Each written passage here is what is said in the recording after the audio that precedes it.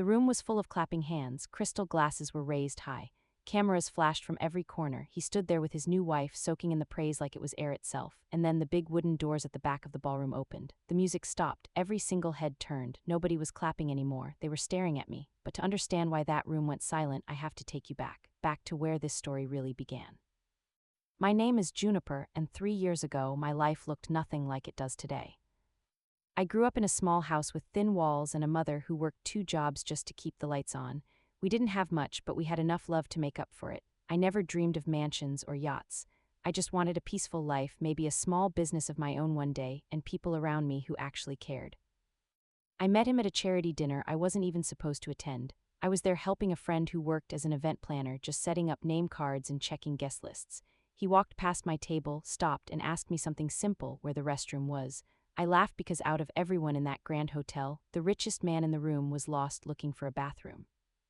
That small, silly moment turned into a conversation. That conversation turned into dinner, and before I even understood what was happening, I was falling for a man whose world was nothing like mine. He wasn't loud about his money. In the beginning, he was different, soft-spoken, attentive, the kind of man who remembered the smallest details, like how I liked my tea or that I hated being interrupted when I was talking. I thought I had found something rare. I thought love had found me in the most unexpected place. But what I didn't know back then was that I wasn't just falling in love with him. I was stepping into a family, and that family had rules I knew nothing about. His mother was the first person who made me feel small. The first time we met, she looked at my shoes before she looked at my face. She asked where I went to school, what my father did for a living, and when I gave honest answers, I watched her smile fade into something polite but cold. I told myself it didn't matter. I told myself love was enough. I was wrong. As the months passed, I started noticing things, conversations that stopped when I walked into a room, whispered phone calls his mother made behind closed doors, a cousin of his who always looked at me like I was a problem waiting to be solved. I later learned that his family wasn't just wealthy, they were tangled in old business rivalries, broken partnerships, and a long-standing feud with another powerful family in the same industry. There was a merger his mother desperately wanted, one that required her son to marry someone from a very specific, very connected family. Someone with the right last name, someone who could open doors that love alone never could. I wasn't that person. I was just a girl who answered his question about a restroom. I started to feel like I was a guest in a story that had already been written before I arrived. No matter how much he loved me, and looking back, I do believe he loved me in his own limited way, I was never going to be enough for what his family needed. There was one person in that family who was different, though. His older aunt, a quiet woman who rarely spoke at gatherings, used to find small moments to be kind to me. She'd slip me a comforting word in the hallway or quietly hand me a tissue when I looked like I was holding back tears at another awkward dinner. I didn't understand why she cared, not back then, but I would later. The pressure on him grew heavier every month. His mother pushed harder. Business meetings turned into family meetings. And slowly, the man who once stopped everything just to ask about my day started disappearing into a version of himself that belonged to his family, not to me. The end came on an ordinary Tuesday evening.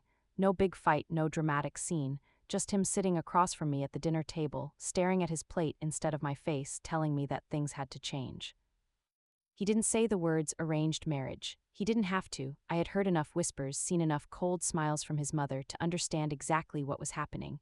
A woman from a powerful, well-connected family had been chosen. The wedding plans had already quietly begun before he even told me. I remember asking him one simple question.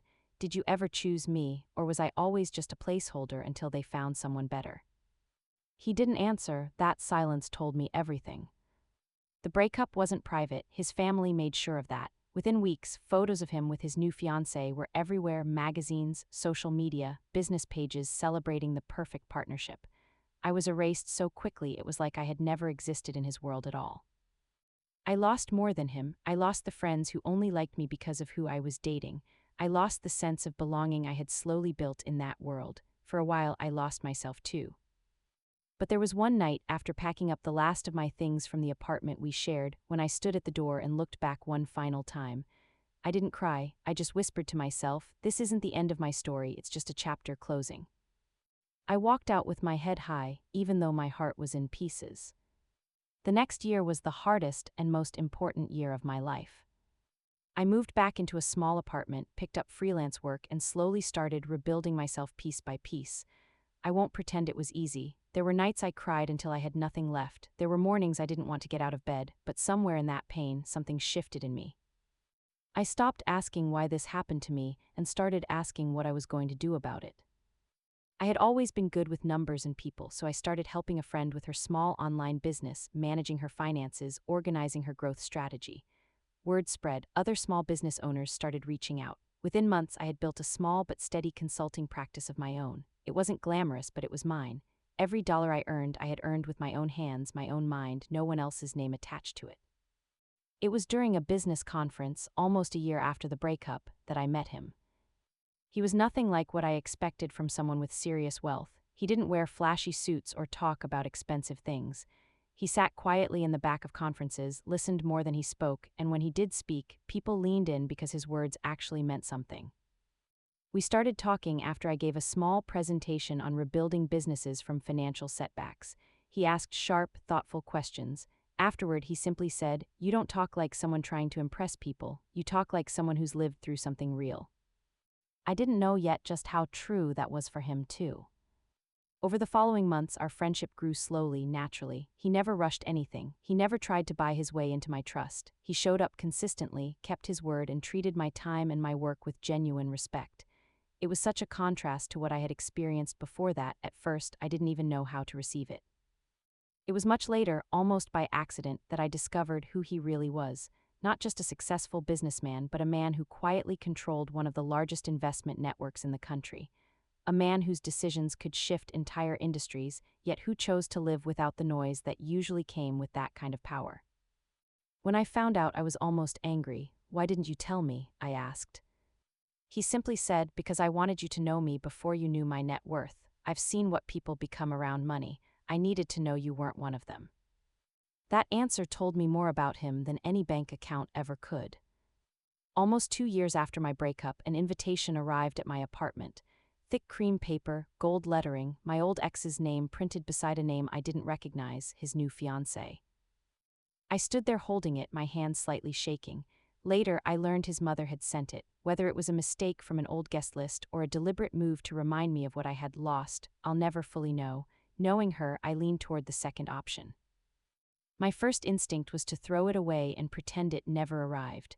Why would I want to walk back into that world, back into that room full of people who watched me disappear without a single word in my defense?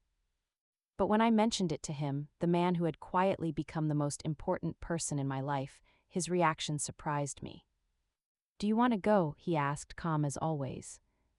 "Honestly, part of me wants to see it for myself, close that chapter properly," I admitted. He nodded slowly, "Then we'll go together." I hesitated. "You don't have to put yourself in the middle of my old drama." He took my hand and said something I'll never forget.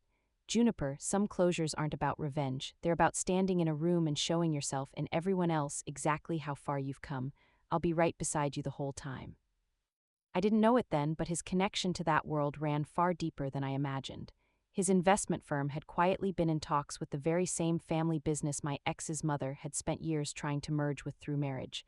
The business deal she always wanted, he was the one holding the final decision in his hands. Neither of us mentioned that part yet. Some things are better revealed in the right moment. The night of the engagement gala arrived faster than I expected. The ballroom was breathtaking, tall ceilings dripping with crystal chandeliers, soft golden lighting, round tables dressed in elegant fabric, a live orchestra playing in the corner. It was the kind of room built to remind everyone inside it exactly how much money was spent to impress them. My ex stood near the center of the room, his arm wrapped around his new fiancée, both of them glowing under the attention of dozens of cameras and admiring guests. His mother stood close by, practically beaming with pride, finally getting the picture-perfect moment she had worked years to create. I watched from a distance for a moment, feeling oddly calm. The girl who once shrank under that woman's judgmental stare wasn't standing in that room anymore. I had grown into someone different. I took a deep breath, smoothed down the soft fabric of my deep wine-colored dress, and walked toward the entrance with him beside me. The moment those large wooden doors opened, the orchestra's music faltered slightly, almost as if even the musicians sensed a shift in the room. Heads turned one by one, whispers spread like ripples across water. At first, people recognized me, the woman who had once disappeared so quietly from this very world. Curious eyes, a few smug smirks from people who clearly enjoyed a little drama. But then their attention shifted to the man walking beside me, and something changed entirely. I watched recognition spread across the room like wildfire. Business owners straightened their posture. A few guests actually stopped mid-conversation. Someone near the bar whispered his name like they couldn't quite believe what they were seeing. He wasn't just my partner. To this room full of powerful people, he was someone whose decisions could make or break entire companies, including the very deal my ex's family had been desperately chasing for years. My ex's smile faltered first. I saw it happen in real time, the confident, polished expression cracking just slightly at the edges. His new fiancée glanced between us, clearly confused why the room's energy had shifted so dramatically away from her big moment. His mother's reaction was the most telling. Her face went pale, then flushed with something between shock and panic. She knew exactly who he was. She had probably spent months trying to secure a meeting with him for that business merger, only to watch him walk into her son's engagement party with the woman she had once dismissed without a second thought. We walked further into the room, and a small group of business associates immediately approached him, eager to greet him, completely ignoring the engaged couple who had been the center of attention just moments before. I stood there watching the very people who once looked through me now looking at me differently, simply because of who stood beside me. But more than that, I felt something else entirely, a quiet sense of peace, knowing I hadn't changed who I was to earn this moment. I had simply kept moving forward, and life had brought me here. My ex finally approached us, trying to maintain his composure. "I didn't expect you to come," he said, his eyes shifting nervously between me and the man beside me. "Neither did I, if I'm being honest," I replied calmly, "but some invitations deserve a response." His mother appeared beside him, her practiced smile clearly forced. "What a surprise," she said, looking directly at him rather than me. "I wasn't aware you two were acquainted." He simply smiled, polite but firm. "Juniper and I have been together for almost a year now. I was actually hoping to discuss something with your family soon, but I suppose this works as well." The room seemed to hold its breath. He continued, his tone calm but unmistakably clear. "Your proposal for the merger has been under review for some time. I came to a decision recently, but I think it's only fair you hear it directly, rather than through paperwork." His mother's confident posture crumbled slightly. "Now isn't really the time." "It's the perfect time," he said gently but firmly, "given how important tonight clearly is to your family." I watched my ex's face shift from confusion to dawning realization. The man standing beside me wasn't just someone connected to his world by coincidence. He held the exact business decision his mother had been chasing for years, the very reason she had once dismissed me as not good enough, now standing in her son's engagement party, beside the woman she had pushed aside. I could have stayed silent and let the moment speak for itself, but something in me wanted to say a few final words, not out of anger but out of closure. I looked at my ex directly. "I'm not here to cause a scene or to take anything away from your night. I just wanted to see this room one more time, not as the girl who left quietly, but as someone who built her own life without needing permission from anyone in it." I turned slightly toward his mother. "You once asked me what my father did for a living before you ever asked my name properly.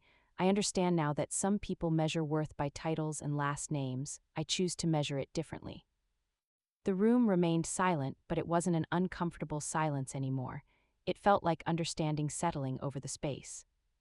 His new fiancée, who had been quiet throughout the exchange, finally spoke softly to me. "For what it's worth, I'm sorry if any of this hurt you. I didn't know the full story." I appreciated that honesty. "It's all right. I hope you find what you're truly looking for in this family," I said, meaning it more genuinely than I expected to. The aunt who had once quietly comforted me in hallways approached gently from the side. She squeezed my hand and whispered, "I always knew you'd find your way to where you belonged." We didn't stay much longer after that. There was no need to. The point hadn't been to humiliate anyone or create lasting drama. It had simply been to walk into a room I once left in silence and walk back out of it with my head held high, on my own terms. As we stepped outside into the cool night air, he turned to me and asked softly, "How do you feel?" I thought about it for a moment before answering honestly. Lighter, like I finally closed a door I didn't even realize was still open. He smiled and took my hand. Closure doesn't always come with loud arguments or dramatic confrontations. Sometimes it's just standing tall in a room that once made you feel small. Looking back now, I understand something important. That entire ballroom wasn't waiting to clap for a new wife that night. They were waiting, without even realizing it, to witness a woman walk back into her own story, no longer shrinking to fit anyone else's expectations. My name is Juniper, and that night wasn't about revenge. It was about reclaiming a part of myself I never should have lost in the first place. If you made it this far, I want to know, would you have walked into that room? Would you have stayed silent or said exactly what needed to be said? Drop your honest answer in the comments below. If this story moved you even a little, share it with someone who needs a reminder that closure doesn't always need anger, sometimes it just needs quiet confidence. Hit subscribe so you don't miss what happens next, because trust me, this family isn't finished yet. And turn on notifications because part 2 is coming, and it's bigger than anyone in that ballroom expected.